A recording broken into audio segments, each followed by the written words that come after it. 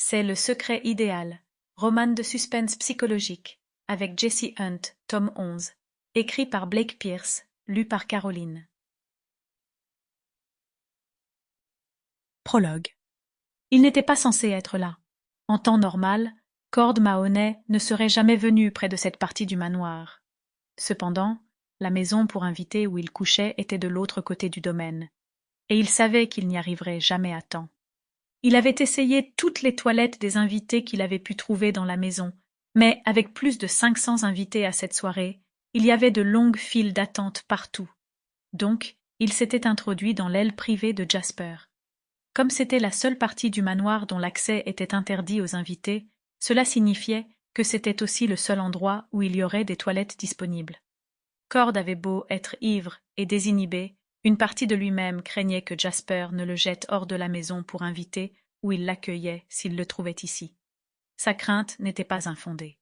Jasper Otis était connu pour avoir un caractère explosif et, comme il possédait plusieurs milliards de dollars, il pouvait se permettre de l'être.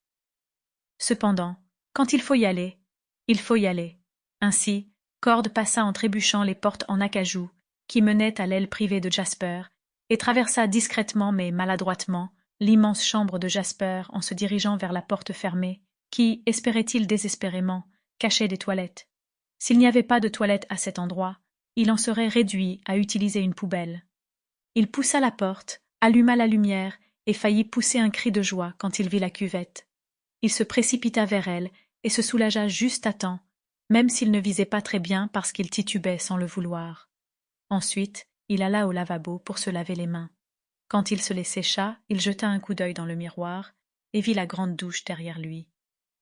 Elle avait à peu près la taille d'un sauna, et un banc en marbre avait même été intégré au mur du fond. Alors, il remarqua autre chose. D'abord, il douta avoir bien vu, peut-être parce que la pièce tournoyait légèrement. Cependant, quand il plissa les yeux, la chose était encore là. Allongée sur le sol de la douche près du banc, il y avait une femme qui portait seulement un soutien-gorge et une longue jupe noire fendue sur le côté. Elle semblait avoir perdu connaissance. Cela n'aurait pas étonné Cord. Les fêtes de Jasper étaient connues pour toutes sortes de folies, des orchestres live, des quantités illimitées d'alcool, de grandes quantités de drogue, des jeunes femmes en bikini et parfois quelques orgies. Donc, voir une femme à moitié nue, inconsciente dans une cabine de douche, n'était pas aussi choquant que certains pourraient le penser. Ce qui était choquant, c'était de la voir comme ça dans la douche de Jasper.